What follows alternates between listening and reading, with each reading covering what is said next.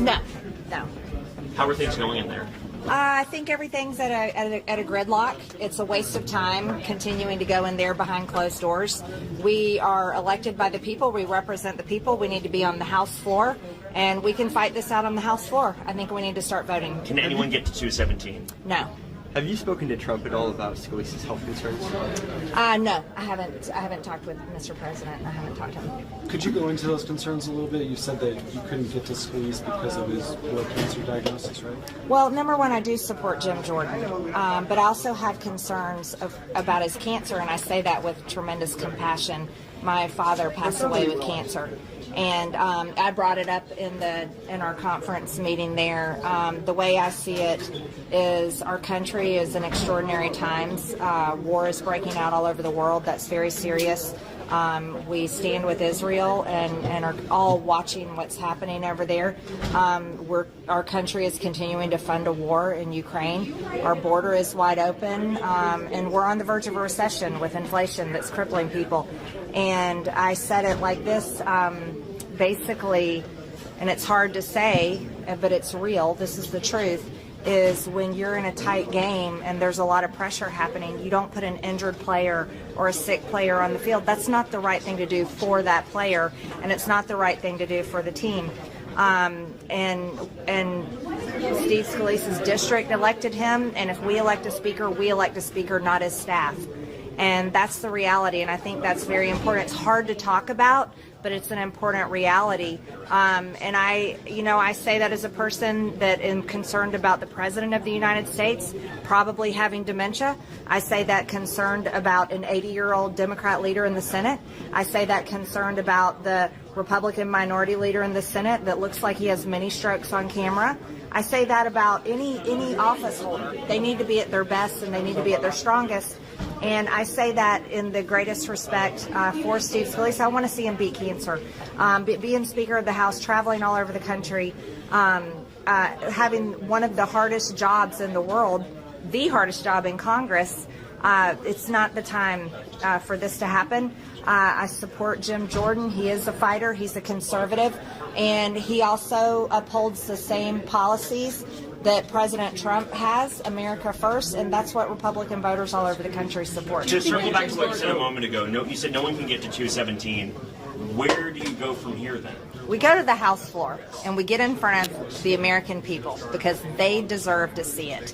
And votes will change. In that room, when it's a private secret ballot, they'll change on the House floor when people have to have their vote in public, in front of the lights and the camera, and they can get phone calls from their district. Do you think that we're going to go to the floor today for the first round? I certainly hope so. I think it looks, it's not a good look for the Republican conference, unwilling to go to the floor for a vote. Did leadership give any indication that that's the plan? Not at this time, and I believe in the conference meeting because I'm tired of the revolving door of the same and over speeches.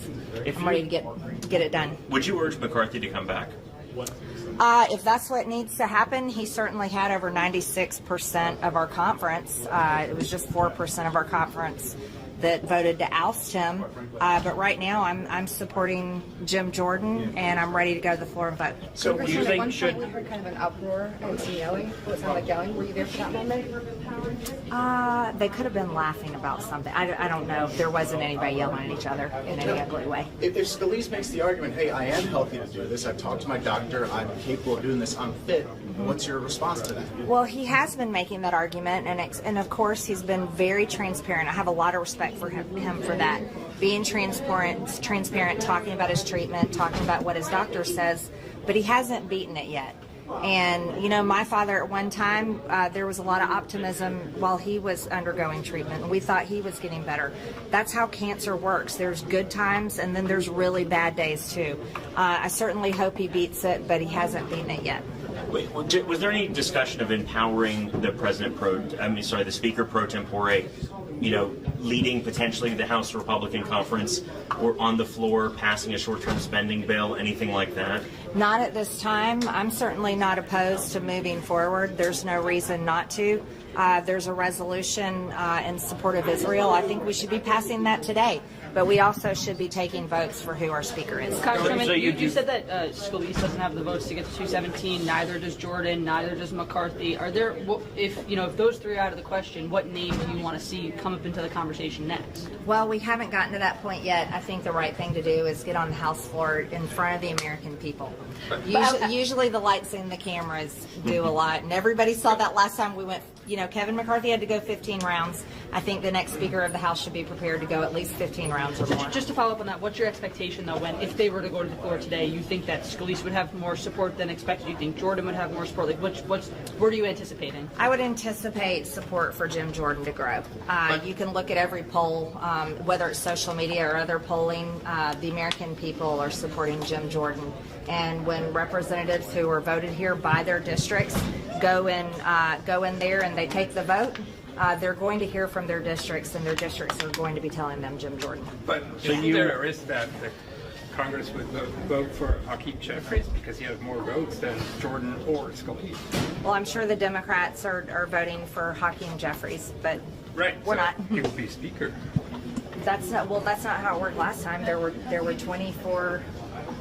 There were 20 holdouts with different names. There were so many for. You can look at the history of the. Sure. So you don't think that's